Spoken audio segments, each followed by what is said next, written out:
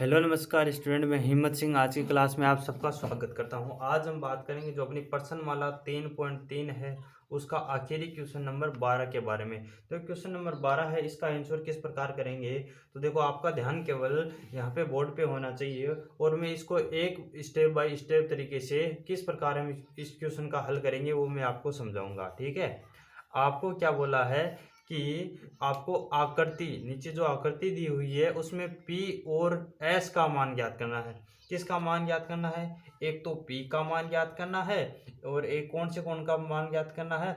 S कोण का मान ज्ञात करना है। और आगे क्या बोला है? यदि SP समांतर है RQ के, SP किसके समांतर है? RQ के समांतर है, तब आपको इन दोनों कोणों का S और कोण P का मान ज्ञात करना है।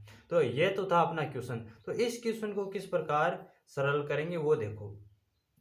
आपको क्या बोला है कि आकृति पी क्यू आर एस में, ठीक है, ये अपनी आकृति हो गई। तो हम यहाँ पे लिखेंगे कि आकृति पी क्यू आर एस में क्या दिया हुआ है कि एस पी समांतर है आर क्यू के। ठीक है, ये आपको दिया हुआ है। ठीक है, समांतर है आर क्यू के। अगर ये समांतर है, ठीक है ना, ये दोनों भुजाएं समांतर है, तो कोण P प्लस कोण Q कितना होगा? 180 डिग्री होगा। ठीक है, इसको हम देते हैं समीकरण 1 नाम। ठीक है, और अपना कोण S प्लस कोण R, यह भी कितना होगा? 180 डिग्री होगा। इसको मैं नाम दे दूं समीकरण 2। अब देखो, ये दोनों का कारण क्या है कि ये दोनों समांतर क्यों होंगे? तो इसका कारण यही है कि ये दोनों भुजा समांतर है, इसलिए ये दोनों कोण P कोण Q दोनों 180 डिग्री होंगे इनका योग, और कोण S और कोण R इसका भी 180 डिग्री होगा। अब अगर आपको इस नियम के बारे में नहीं पता तो वह नियम मैंने पीछे की क्लास में बताया है, लेकिन आपके लिए मैं एक बार फिर से ये नियम बता दे रहा हूँ कि कोई समांतर रेखा हो, कोई भी दो समांतर भुजा हो या समांतर रेखा हो, उनको जब कोई एक तिर्यक रेखा काटती है, इस प्रकार से एक रेखा काटती है, तो इनके दोनों तरफ, जैसे इस तरफ क्या बन रहा है? ये कोण, और इसके इस तरफ ये कोण, यानी इस रेखा के एक तरफ बने हुए कोणों का योग कितना होता है? 180 डिग्री होता है। और ये कौन से कोण होते हैं? इनको कौन से कोण बोलते हैं? आसन कोण बोलते हैं। ठीक है, तो ये दोनों आसन कोण है। देखो, ये अपनी रेखा, दोनों रेखाएं क्या समांतर है? देखो, इसको समझने की कोशिश करो। देखो, ये अपनी रेखा समांतर हो गई। ठीक है, एस पी। ठीक है, और ये अपनी रेखा समांतर कौन सी हो गई? R Q. ठीक है, आर क्यू। अब इसको एक रेखा काटती है इस प्रकार, ये अपनी रेखा पी क्यू काट रही है ना इसको, ये अपनी तिर्यक रेखा है, और एक रेखा इस प्रकार काट रही है, ये देखो। ठीक है, तो इस रेखा का जो आसन कोण है, ये और ये दोनों क्या होंगे? आसन कोण होंगे। और इस रेखा में ये कोण और ये कोण दोनों क्या होंगे? आसन कोण होंगे। तो इन दोनों का योग भी 180 होगा और इन दोनों का योग भी कितना होगा? 180 होगा।